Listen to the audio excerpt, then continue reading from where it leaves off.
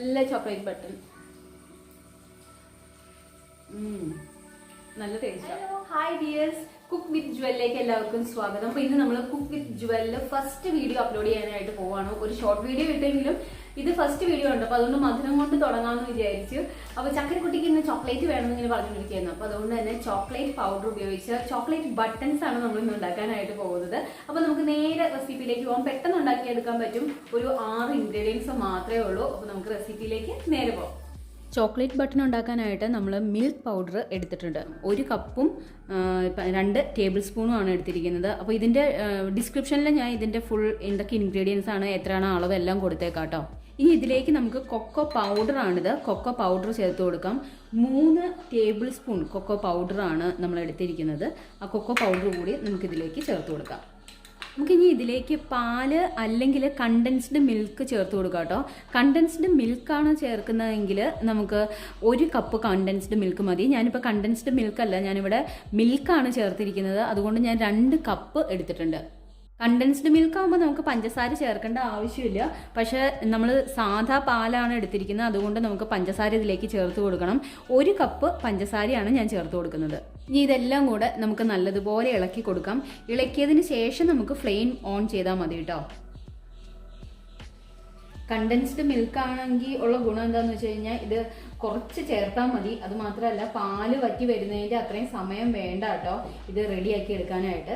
അപ്പോൾ ഇത് നല്ലതുപോലെ നമുക്ക് ഒന്ന് മിക്സ് ചെയ്ത്, ഒരു കട്ടയൊന്നും ഇല്ലാതെ മിക്സ് ചെയ്തതിന് ശേഷം നമുക്ക് ഫ്ലെയിം ഓൺ ചെയ്യാം. അപ്പോൾ ഇതെല്ലാം നന്നായിട്ട് മിക്സായി വന്നിട്ടുണ്ട്. ഇനി നമുക്ക് ഫ്ലെയിം ഓൺ ചെയ്യാം. നമുക്ക് നല്ലതുപോലെ ഇളക്കി കൊടുക്കാം. ഇതിനി കുറുകി വരണം. ശരിക്കും ഇത് പാലിനേക്കാളും നല്ലത് കണ്ടൻസ്ഡ് മിൽക്ക് എടുക്കുകയാണ്.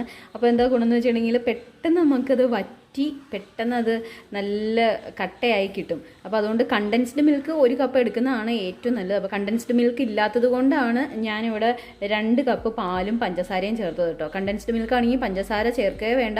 കണ്ടൻസ്ഡ് മിൽക്ക് 1 കപ്പ് ചേർത്താൽ മതി. പെട്ടെന്ന് തന്നെ നമുക്ക് ഇത് നല്ല കട്ടയായിട്ട് കിട്ടുകയും ചെയ്യും. ലോ ഫ്ലെയിമിൽ നന്നായിട്ട് ഇളക്കി കൊടുക്കണം കേട്ടോ. ഇപ്പോൾ ലോ ഫ്ലെയിമിലാണ് ഇതേ നമ്മൾ വെച്ചിരിക്കുന്നത്. ലോ ഫ്ലെയിമിൽ നല്ലതുപോലെ ഇളക്കി കൊടുക്കണം. കണ്ടൻസ്ഡ് മിൽക്ക് ആണെങ്കിൽ 5 മിനിറ്റിൽ തീരേണ്ട റെസിപ്പിയാണ്. കണ്ടൻസ്ഡ് മിൽക്ക് അല്ലാത്തത് കൊണ്ടാണ് നമുക്ക് ഈ റെസിപ്പിക്ക് സമയം കൂടുന്നത് കേട്ടോ. അപ്പോൾ കണ്ടൻസ്ഡ് മിൽക്ക് നിങ്ങൾ എടുക്കുകയാണെങ്കിൽ 5 മിനിറ്റും കൊണ്ട് ഉണ്ടാക്കിയെടുക്കാനായിട്ട് പറ്റും. അപ്പോൾ ലോ ഫ്ലെയിമിൽ വെക്കണേ, അത് പ്രത്യേകം ഓർക്കണം. ഇതിപ്പോൾ ഏകദേശം പകുതി ആയിട്ടുണ്ട് കേട്ടോ. ഇത് നല്ലതുപോലെ കുറുകി തുടങ്ങിയിട്ടുണ്ട്. അപ്പം അടിയിൽ പിടിക്കാതെ നമ്മളിതാ ഇങ്ങനെ ഇളക്കി കൊടുത്തുകൊണ്ടേയിരിക്കണം. ഇനി ഇത് നല്ലതുപോലെ കുറുകി വന്നിട്ട് വേണം നമുക്ക് നെയ്യ് ചേർക്കാനായിട്ട്. നെയ്യ് ഞാനിവിടെ 2 ടേബിൾ സ്പൂൺ നെയ്യാണ് കേട്ടോ എടുത്തിരിക്കുന്നത്. 2 ടേബിൾ സ്പൂൺ നെയ്യ് നമുക്ക് ചേർത്ത് കൊടുക്കാം. ഇനി നല്ലതുപോലെ ഇളക്കി കൊടുക്കണം കേട്ടോ. ഇളക്കി നമുക്ക് നല്ല കട്ടയായിട്ട് കിട്ടണം. ഇനി നമുക്ക് ഇതിലേക്ക് ഏലക്ക ചേർത്ത് കൊടുക്കാം കേട്ടോ. ഞാനിവിടെ ഒരു 1/2 ടീസ്പൂൺ ഏലക്കയാണ്, നല്ലതുപോലെ പൊടിച്ച ഏലക്കയാണ് ചേർത്ത് കൊടുക്കുന്നത്. അപ്പോൾ പതുക്കെ ഇതാ നമ്മുടെ പാനിൽ നിന്ന് വിട്ട് തുടങ്ങിയിട്ടുണ്ട്. പക്ഷേ ഇത് പോരാ നമുക്ക് പാകം, കുറച്ചും കൂടെ ആവണം. അപ്പോൾ അതിന് വേണ്ടി ഇളക്കി കൊടുത്തുകൊണ്ടേയിരിക്കാം. ഇപ്പോഴൊക്കെ ലോ ഫ്ലെയിമിലാണ് കേട്ടോ ഞാനിത് ചെയ്തിരിക്കുന്നത്. ഒരിക്കലും ഇത് ഹൈ ഫ്ലെയിമിൽ വെക്കരുത്, പെട്ടെന്ന് തന്നെ കത്ത് പിടിച്ച് പോവും. അപ്പോൾ അതുകൊണ്ട് ലോ ഫ്ലെയിമിൽ തന്നെ ഇളക്കിക്കൊണ്ടേയിരിക്കണം. ഇനി ഇത് ശരിക്കും ഇതിൽ നിന്ന് പറഞ്ഞ് നമുക്കൊരു ഉരുട്ടാവുന്ന പാകം വരുന്നതിന് തൊട്ട് മുമ്പാണ് നമുക്ക് എടുക്കേണ്ടത്. ഇതിപ്പോൾ നമുക്ക് പാനിൽ നിന്നെല്ലാം വിട്ട് തുടങ്ങിയിട്ടുണ്ട്. അത് നല്ലതുപോലെ അതേ പാകമായി കഴിഞ്ഞിട്ടുണ്ട്. ഇനി നമുക്ക് ഫ്ലെയിം ഓഫ് ചെയ്യാം കേട്ടോ. ഫ്ലെയിം ഓഫ് ചെയ്ത് കഴിഞ്ഞിട്ട് നമുക്കിത് ഇച്ചിരി നേരം തണുക്കാനായിട്ട് വയ്ക്കണം. തണുക്കാനായിട്ട് വെച്ചാൽ മാത്രമാണ് നമുക്ക് ഇഷ്ടമുള്ള ഷേപ്പിലേക്ക് മാറ്റിയെടുക്കാനായിട്ട് പറ്റുള്ളൂ. അപ്പോൾ ഇത് കുറച്ച് നേരത്തേക്ക് നമുക്കൊന്ന് തണുക്കാനായിട്ട് വയ്ക്കാം. ഇങ്ങനെ എടുത്തിട്ട് ഉരുട്ടി നോക്കുമ്പോൾ ഇതാ ഇങ്ങനെ ഉരുണ്ട് വരുന്നുണ്ടെങ്കിൽ അതാണ് നമ്മുടെ കറക്റ്റ് പാകം കേട്ടോ.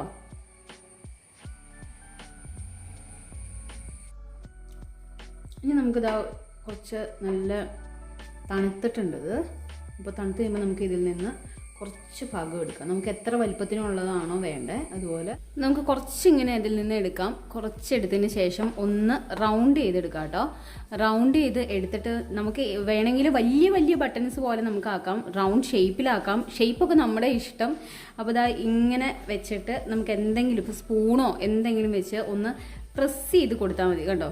ഇതുപോലെ ഒന്ന് പ്രസ് ചെയ്യുമ്പോൾ ഇതാ ഇതുപോലെ നല്ല ബട്ടൺസിൻ്റെ ഷേപ്പിൽ വരും ഉണ്ടോ, ബട്ടൺസിൻ്റെ ഷേപ്പിൽ. അപ്പോൾ അത് നന്നായിട്ടൊന്ന് പ്രസ് ചെയ്ത് കൊടുത്താൽ മതി.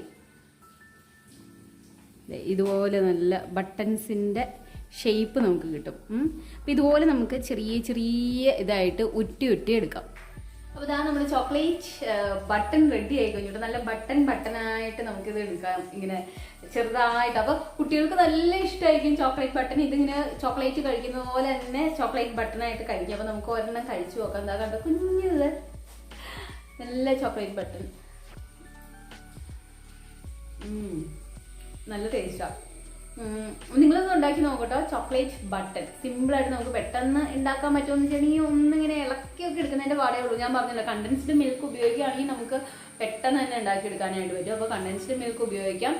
അല്ലെങ്കിൽ മിൽക്കാണെങ്കിൽ കുറച്ച് സമയം എടുക്കും, ഒന്ന് ഇളക്കി എടുക്കുന്നതിൻ്റെ ഒരു ബുദ്ധിമുട്ട്. അപ്പോൾ ഇത് പല ഷേപ്പിലും ഉണ്ടാക്കട്ടോ. ഞാനിങ്ങനെ ഒരു ബട്ടൻ്റെ സ്റ്റൈലിൽ ഉണ്ടാക്കിയതേ ഉള്ളൂ. നിങ്ങൾക്ക് വലുതായിട്ടൊക്കെ ഉണ്ടാക്കാം. അപ്പോൾ കുട്ടികൾക്കൊക്കെ ആകുമ്പോൾ കുറച്ച് വീതം കൊടുക്കണമെങ്കിൽ ഇതുപോലെ കുഞ്ഞു ബട്ടണായിട്ട് ഉണ്ടാക്കിയാൽ മതി. അപ്പോൾ ഇതുപോലെ സൂപ്പർ റെസിപ്പീസുമായിട്ട് നമുക്ക് വീണ്ടും കാണാം. Cook with jewel. നിങ്ങൾക്ക് ഇഷ്ടമായെങ്കിൽ തീർച്ചയായിട്ടും സബ്സ്ക്രൈബ് ചെയ്യുക. ഇതൊക്കെ ഉണ്ടാക്കി നോക്കിയിട്ട് അഭിപ്രായം പറയാനും മറക്കണ്ട, കമൻറ്റ് ചെയ്യണേ. ഓക്കെ, അപ്പോൾ നിങ്ങളുടെ സപ്പോർട്ടിന് നന്ദി. ഇനിയും പുതിയ വീഡിയോസുമായിട്ട് നമുക്ക് കാണാം. It's me Jewel baby signing off. By.